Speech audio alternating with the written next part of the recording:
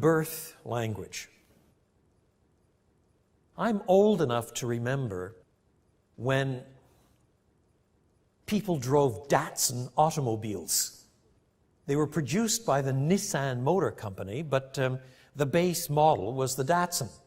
Then somewhere along the line, they decided that they would change the Datsun to the Nissan.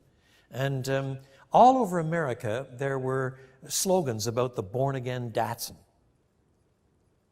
So, what does born again mean? Name change? Or sometimes a Democrat becomes a Republican, a liberal becomes a conservative, or vice versa. And then we'll start hearing in one of the media something about this born-again Republican or whatever.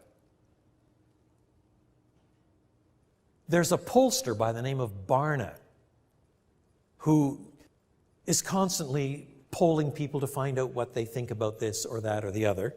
And not too long ago, he polled a whole lot of born-again people. But if you're going to do that, you have to define what born-again means, don't you?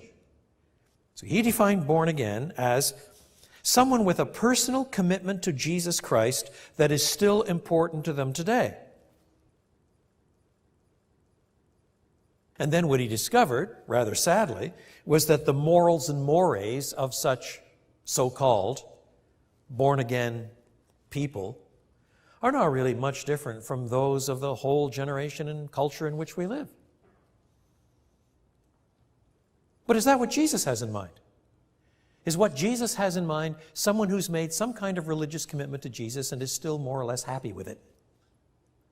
Regardless of whether or not it has made any difference in their life, indeed, to talk about it as a commitment is looking at it from our side.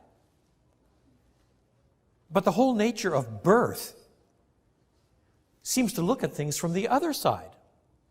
In other words, the child does not sort of make a commitment to come out of his mother's womb. I think it's the mother, as far as I know, who's doing the work and pushing the little tyke out. In other words, the source comes from the parents. It's not begun from some commitment.